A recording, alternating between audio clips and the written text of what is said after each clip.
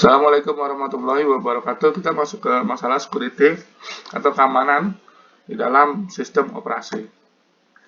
Arguing that you don't care about the right to privacy because you have nothing to hide is not different that saying you don't care about free speech because you have nothing to say. Kita berargumentasi bahwa kita tidak peduli dengan masalah privasi data karena kita tidak ada sesuatu yang harus disembunyikan.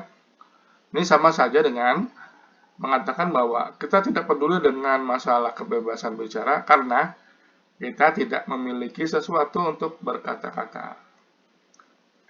Di sini ada masalah tujuan atau goal. Ancaman itu terjadi pada ancamannya data confidentiality, kerahasiaan data. Itu contohnya ancamannya untuk mengungkapkan data, mengenai data pribadi, data akte rumah, data orang tua, dan lain sebagainya. Data integrity atau integritas data itu merusak data, bahwa data yang dihasilkan itu tidak valid karena datanya diinjak dan lain sebagainya. Sistem availability, ketersediaan sistem itu ya ancamannya berupa kerusakan sistem, entah virus, trojan, ataupun dan lain sebagainya. Ada lagi pengecualian pengganggu, sistem diambil alih oleh virus. Ini ada pengganggu yang lain, ya sistemnya diambil oleh virusnya itu menyebar di dalam jaringan dan lain sebagainya. Intruder, penyusup, itu kategori umum, itu mengambil data langsung oleh pengguna non teknis, jadi diambil datanya, di-copy secara langsung dengan plastis dan sebagainya. Mengintai oleh orang dalam, jadinya orang dalam itu bisa melakukan spoofing. Mana spoofing ini kita meng-capture data kita. Biasanya kalau dalam satu jaringan LAN, itu dia bisa mengambil data di dalam jaringan LAN yang sama.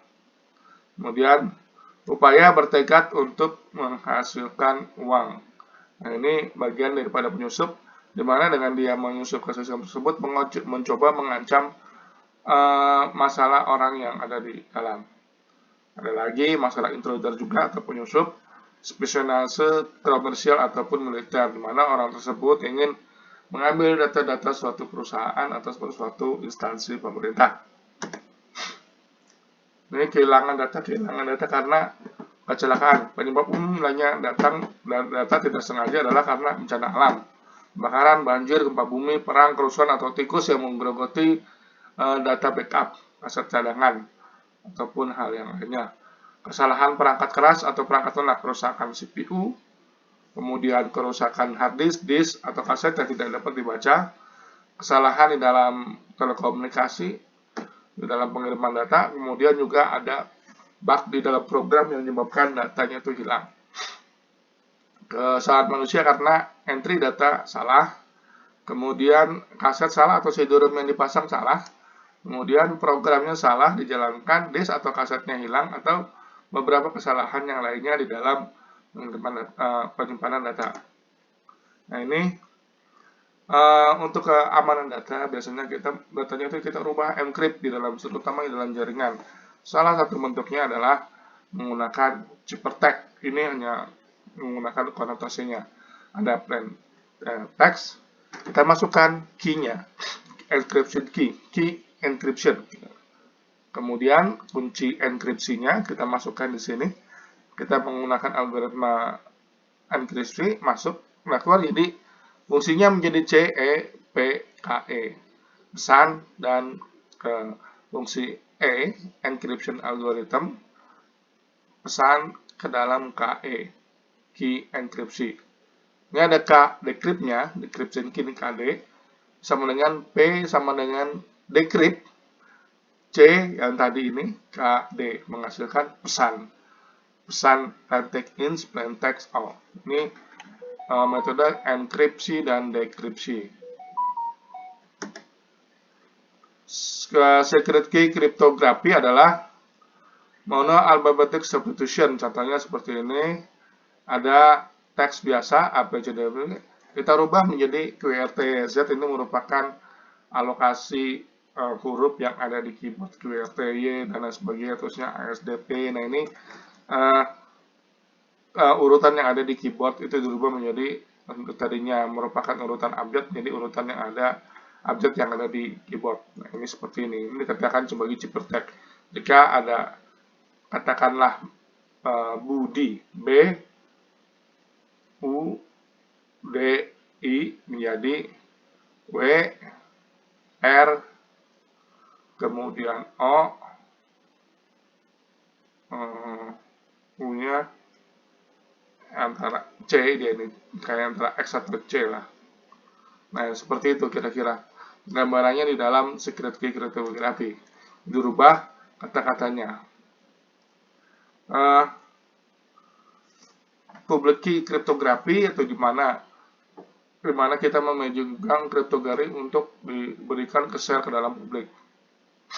Enkripsi menjadikan kita mudah untuk menjalankan operasi seperti bagaimana perkalian antara angka seperti ini 3 sekian kali 3 sekian atau di square root.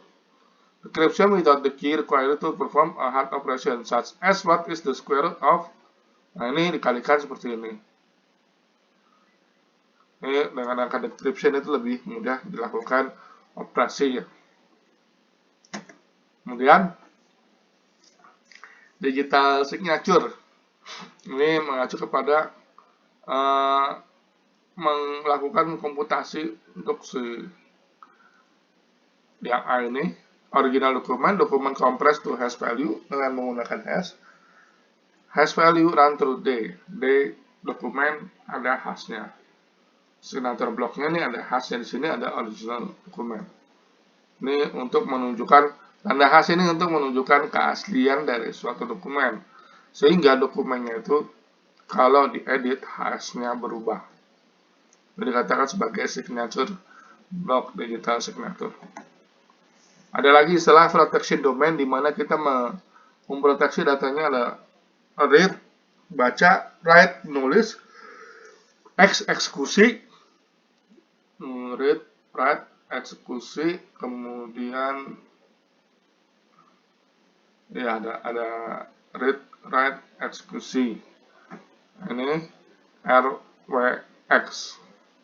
Domain 1, file 1 hanya sebagai read. Di file 2 hanya read dan write. Domain 2, read, write, X. Kemudian file 5, file 1, file 4, file 5, read, write ini untuk RW itu read, write, X ini itu menunjukkan eksekusi. Printer hanya untuk read. Nah, ini yang domain 3, file 6, RWX ini read, write, eksekusi. Ada lagi write. Ini 3 proteksi domain. Kemudian proteksi matriknya, domainnya seperti ini, di objek file 1, file 2, nah ini, di read, write. Kemudian domain 2, file 3, file 4, file 5, read, file 4, read, write, execute, file 5, read, write. Domain, kemudian printer 1, write. Domain 3, file 6, read, write, execute, printer write, plotter 2, write. Ini dikatakan sebagai matriks daripada proteksi matriks. Kemudian lanjut lagi, proteksi matriksnya seperti ini lagi, domain 1 sama, with domain sebagai objek.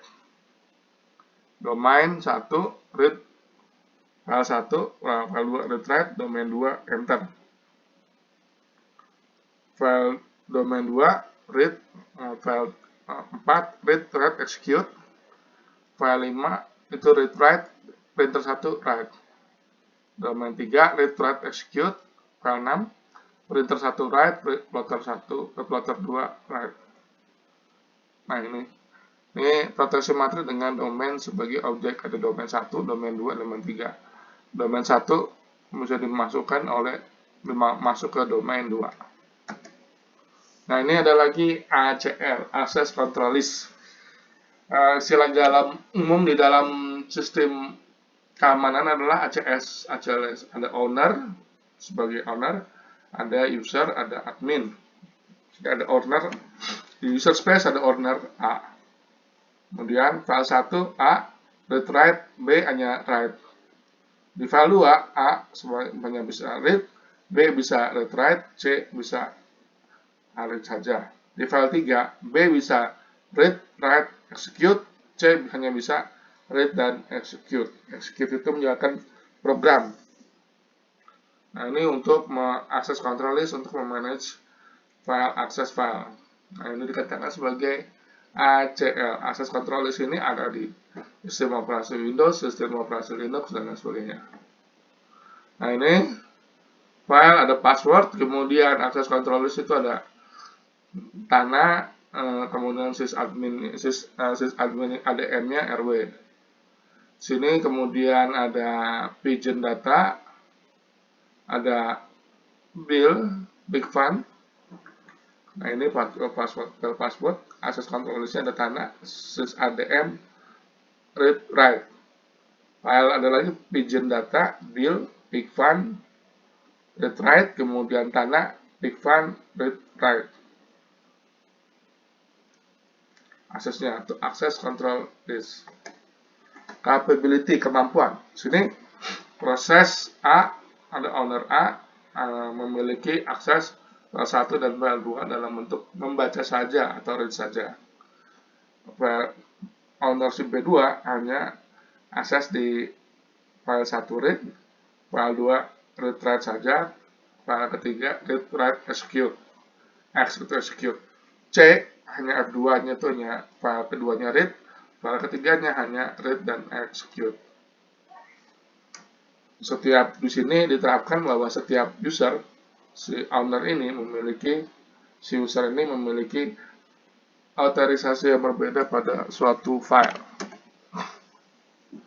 Di sini ada istilah kemampuan dari proteksi kriptografi, ada server, ada objek, ada write.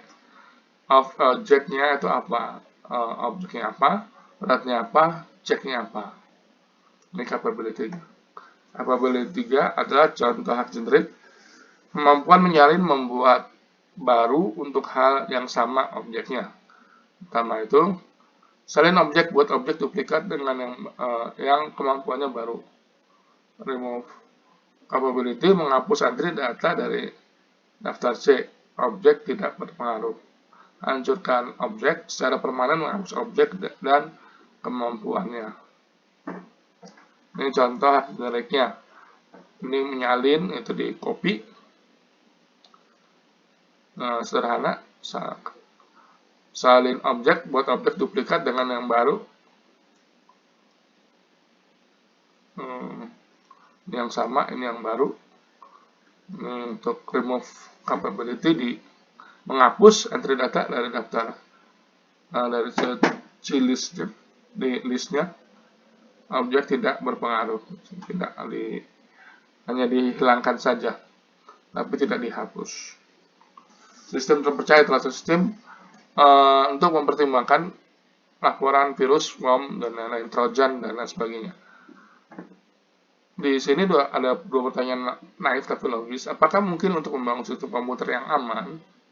Nah, sebenarnya sih memungkinkan, tapi ya tidak terhubung kemana-mana.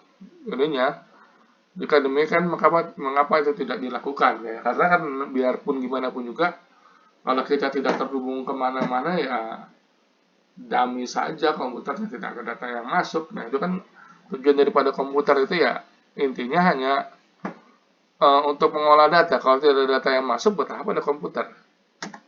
Oke. Di sini trusted computing base, ada user process, all system go through the flash monitor for security checking. Ada reference monitor, trusted computing base, baru masuk ke operating system kernel.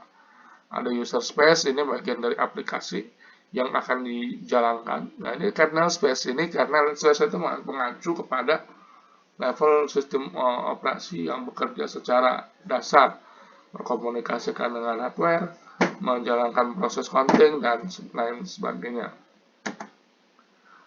Model resmi sistem yang aman seperti ini, objek, Eric, ada user Eric, Henry, Robert.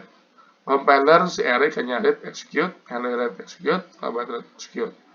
Mailbox 7 hanya ada diberikan kepada Henry dalam bentuk read write. Secret hanya diberikan pada Robert untuk read write. Robert memiliki password yang bisa merubah passwordnya. Sini ada objek, ini unauthorized state, ini unauthorized state seperti ini. Compiler sama Eric, sama ini juga read write, secret read write. Di sini di mailbag 7 ada si Robert bisa membaca saja.